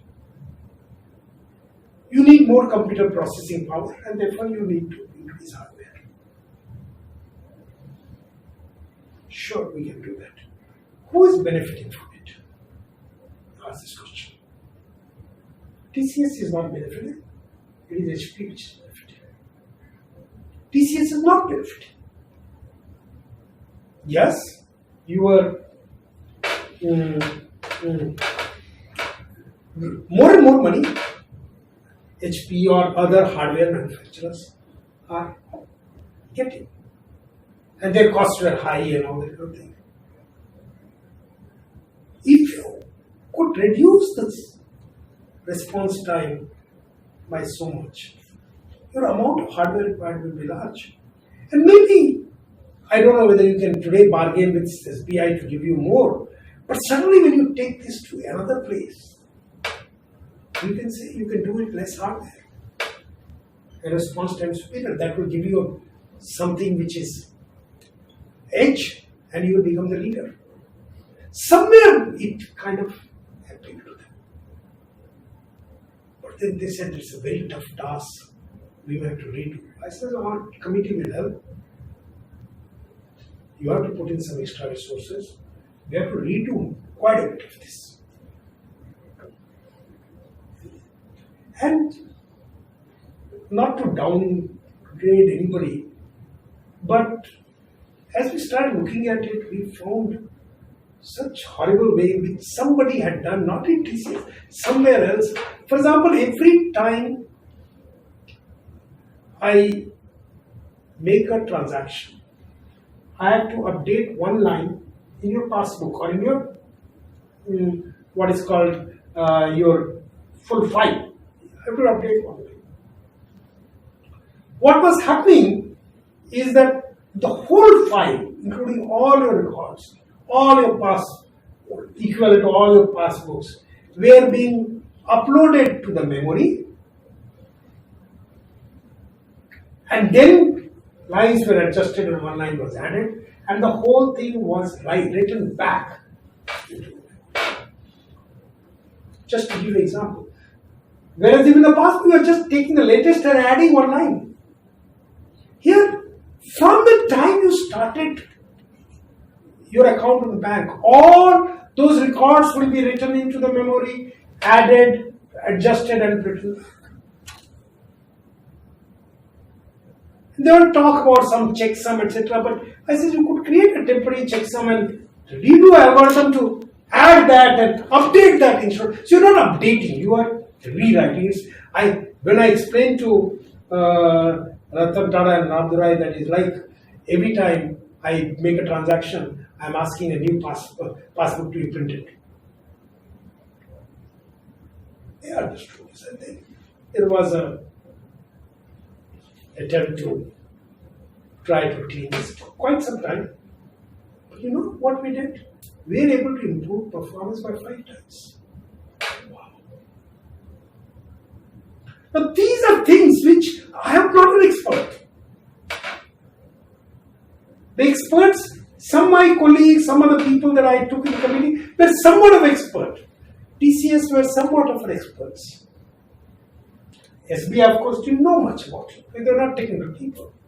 And even by cooperative effort, by just thinking afresh, instead of just because something has come from some company abroad and they are updating, you could start redoing things. And this is one thing that I found, and I actually later on found a little bit similar kind of thing happening in other software companies.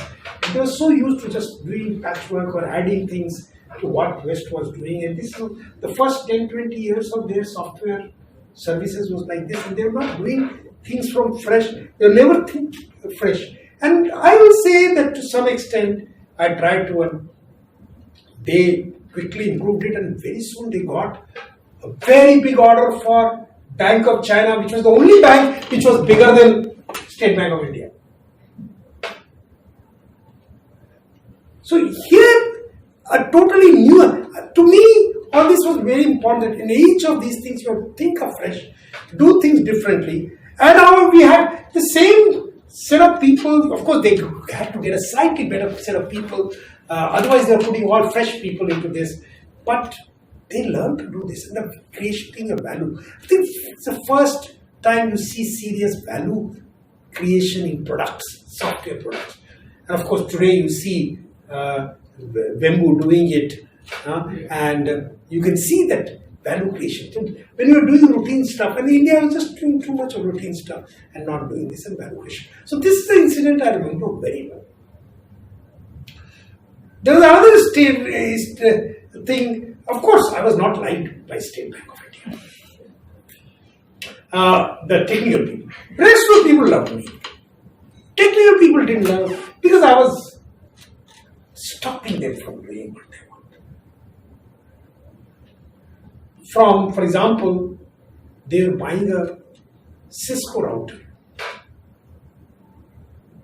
at a cost close to 1 lakh rupees or 1,09,000. And I found out that Tata Communications, whose board I was at, was buying the same thing for 40,000 rupees. And I tried to raise objection and they would say, no, there is some extra software, this, that. I said, even if it is, what's the cost of it? And it became a big hue and cry. People would almost accuse me, but I would not. I would stick to my gun. I actually got very close to Piyush Goyal at that time. Because here is a person who recognized my abilities. He is the person who knew the business and other aspects. I am the one who knew technology. And we'll work together on this technology committee. I am the chairman, he is the vice chairman. And I will demolish things. And in fact, the meeting will end after things demolition. People will start objecting, and I refuse to budge. And very often the meeting will, we can't write the minutes, we have a problem. And he will put it back together. He will somehow work somewhere in middle. He told me also that you cannot make changes so fast. You have to allow, and I also knew that, and I would allow him to put things together back. And this partnership worked very well. He learned a lot. I learned a lot. I'd say, more than he did. And we were able to make things work. This Cisco router was getting hung up, and it almost created a huge problem because people were, I saw clear problems. And I don't know where things were, but I would say that very strong suspicion there is something wrong. And I would take it up with people. They are very powerful people on the board. I will take them, and they will trust me also. They will kind of believe me. And the final nail was that in that period, I happened to go to Egypt with my wife and went on a Nile tour with somebody I called a daughter, her mother, myself, and Bhavani, my wife. 4 of us had gone. And we went on a Nile tour, and in the boat, for 7 days, you are in a boat and in a ship. And in that ship, there were 4 other Indians. But who came from US, who were American Indians. The 2 sisters and their husbands were also part of the same troop. And of course, they are the one vegetarian, we are vegetarian. We soon became the closest friend. For us, a separate table will be done. We became the closest friend and started doing everything together. The husband of the younger girl there was in Cisco and working from US as a chief salesperson driving sales in India. And it's a coincidence, and he tells me, this is, Ashok. I asked him what's happening. I told him that, I'm on Tata Communications board also and all that. So he says, yes, we are able to sell a lot. Our India market is very big and very good. Tata Communications, etc., we are not able to make very good margin. But with banks, we make huge margin. So I'll come back and take that up, and it became very ugly also. But fortunately, they corrected, and they kept on saying everything is same model number, but there is extra software. So we agreed to that some cost for that software can be done, but can't be so much. But I did that. I was an upright person who was trying to fix everything. There is yet another very interesting incident happened in State Bank of India before I go back to other things. I'm trying to also get this ATM in, and by that time, remember that ATM without Linux, and even although I was on the board of State Bank of India, all this continued to remain a bottleneck. But there was a very interesting thing. I had started asking questions, and people are asking. Banks never discuss technology. Bank board never discussed technology. Nobody was technologists. They understood banking. Half of that was going above my head, but I was trying to learn what is banking. Of course, I was trying very hard. Others were helping me. And I learned what are the risks, what is what, everything. But occasionally, whenever there is an opportunity, I will talk about technology. So I asked a simple question once. Okay, I walk into a bank branch, deposit 1,000 rupees or withdraw 1,000 rupees. How much does that cost the bank? What is the operation cost of that one transaction to the bank? And bank was taken aback. Nobody had asked that question. So I said, figure out. Take all the salaries, divide by the total number of transactions, take all the infrastructure cost, divide by the total number of transactions, take all the cost of all the ledgers, this, that, take and divide by the number. Leave aside those who are dealing with loans and other things. Take at least the transaction side of it. And it was done. Exercise was done. That was good part. Within 2 weeks, I got some estimate of number. About 65-70 rupees per transaction. And a very interesting episode also I was told. And how he is making a huge loss to the State Bank of India. Of a Gujarati gentleman who used to work in near fort or near that, what is that point called? Nariman Point. And he will come every evening just before closing and deposit 8 to 10 lakhs rupees in the bank. And apparently then take a subway all the way to his home. He used to live in the other side of Bombay. Next morning he will come back and withdraw that money. And an interesting episode, it was related that he is creating a safety, he is not carrying that money, he is not putting it in this thing, he is putting it, and bank is losing every time he is putting it. I don't know how far it was true, but that the story became this thing. I asked the next question. How much does it cost if I go and withdraw same 1,000 rupees from a ATM? Once again it took some time and they said it cost 10 rupees only. Next, I asked the question, if I do internet banking, that time limited internet banking was possible, how much does it cost a bank? ₹50. So I raised to the bank, and this is still 2006 when bank is still thinking conventional. Should you not therefore find a way to encourage? Will our profits not go up tremendously if we move completely to electronic transaction? I said, let's encourage credit card. Let people, instead of taking money out and in all the time, let them do transaction through credit cards. Till this time, we are not encouraging credit card, remember? And we said, why don't you do that? We will have our own brand and all those kind of things. immediately Bhatt told me, Ashok, but there is a very big risk. World over, credit card has 4% frauds. And in India, the frauds will be higher. So we are not encouraging credit cards. I heard that and I kind of reflected upon it. Next meeting, I kind of saying, what if we add a SMS authentication? Then the person sent a SMS.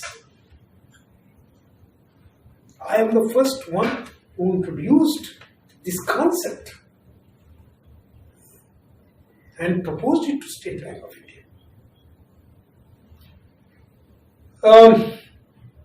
They said SMS cost is very high and not reliable. That time we are still just doing 2G.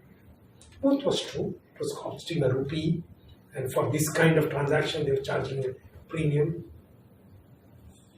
I said there is fundamentally no reason that it should cost this much. They are using very little of data communication. And I will work with telecom companies because I am the boards of telecom companies to change that. So, and also timely delivery, I think they can do a priority. There's a very small message and maybe we can do this. And they said, no, they will never agree. So I said, well, let me try. And we came up through Tower Teleservices that they will be willing to do at 10 paise. And that's the time this whole OTP came in.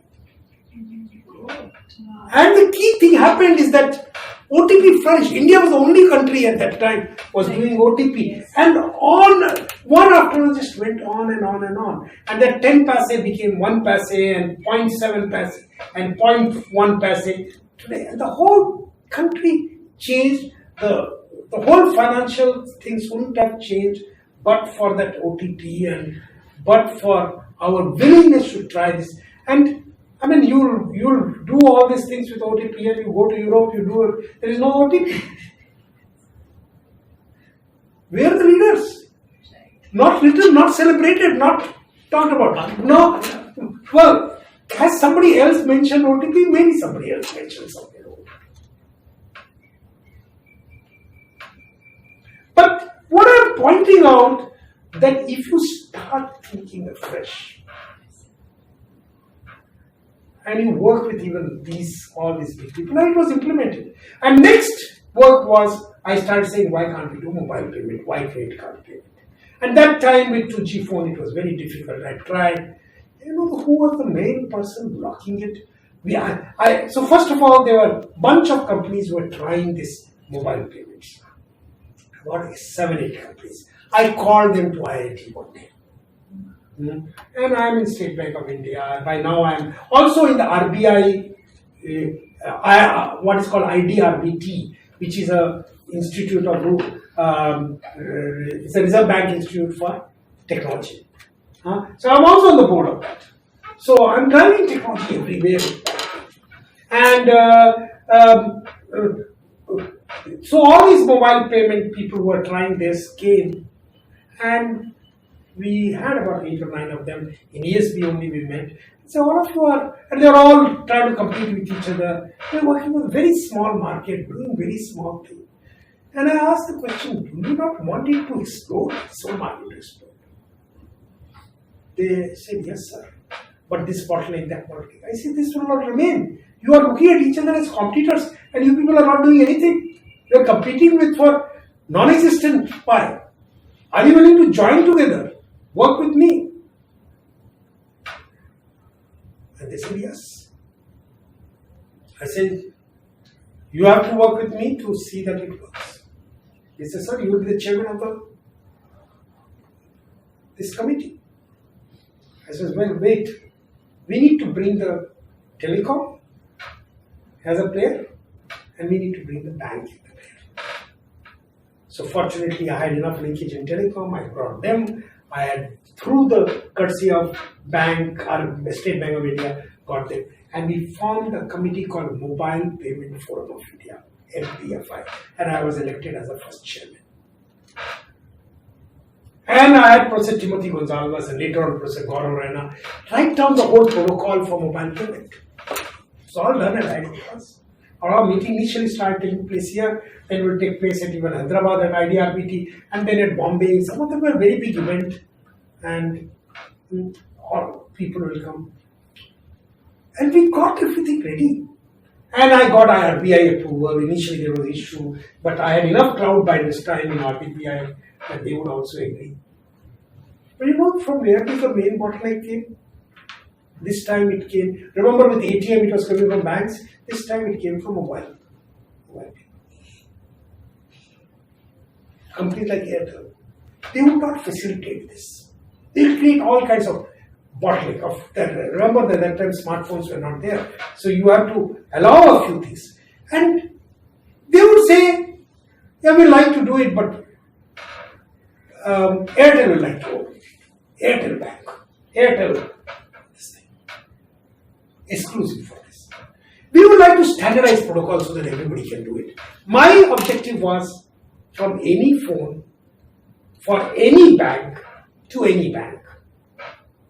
Any phone, irrespective of technology, 2G phone. And from any mobile operator to any mobile operator. And they were not agree. Airtel was the biggest bottleneck. They would keep sabotaging it. I must have had so many meetings. We created it, we did it, and yet not did it, in spite of all of this. So it's not always the government and regulators. They're foolish. They just thought that they will own everything. I say you'll be wiped out tomorrow. Technology is not going to stop, wait for you. But they delayed it. And they kept on trying to do entirely on their own. And things will not prosper because you can't sort of say, oh, I have an Airtel account or I'm only with State Bank of India. I mean, I should be able to make a payment. My point that I was sort of saying, I should be able to go to a vegetable vendor. And remember that I was also doing this thing in rural India, go to a vegetable vendor and make a payment irrespective of what it is. With smartphones today, you are able to do that. That time it required some amount of protocols to be followed by everybody, and which everybody had agreed, and we had created this, and it was done also and not accepted. So, what am I want to stop this by just sort of saying, all this what was happening. Yes, I keep on telling but actually it was a team that was working. Technology, young technologists. I had a bunch of people. I mean, I remember a company called Unifor, which was working with me. Umesh Sachdeva, who's today a 1,000 crore rupees company. He's the one who saw this whole struggle. And if you ever discussed with him, he saw the way whole bottleneck was done. But one other thing, that departments, etc., will have less of support unless you got political. And I stayed away from politicians, so that was causing a little bit of problem because very much unlike Nandan who got into that and got things, I stayed away from there. I won't compromise easily. I'm a little tough person to work with. I will not do any blame or will not allow any blame. I will not be unfair to anybody and fair to anybody. And I believed in the lot of these young private people doing this, and they will always face the difficulty. But the good part was things were moving, and it's only a matter of time after that mobile payment will come. People will be able to stall one thing or other for 1 or 2 years. So I can only sort of say that in my 6 years that I stayed with State Bank of India, and before that we started with ATM, and whether we did something with the whole internet banking, what it meant to doing things like OTP and other things and mobile payment, we had laid the foundation. I was on lots of committees by now and number of things, and probably my in-law was not doing well by now, but other things were flourishing and I was doing very well. This was also a time which was validating that young people can do things. All that you need to do is power. And you don't need to ask questions of what goes on elsewhere. Because in many things we are ahead. We are introducing mobile payment while 2G was there when others were not doing, struggling. And in all this, I'm seeing that government, industry, academia, and young entrepreneurs coming together, driving it is missing in India. Missing in India. This is a good thing that I'll say. There is another story that I'm going to talk about later about Airtel, IBM, and the whole transactions for telecom. I'm going to come back and maybe next time I'll tell you. It's a very interesting story. We can of course also go back to variety of things that I had left incomplete in between 2001 and 3 if you want to. But I'd like to stop here.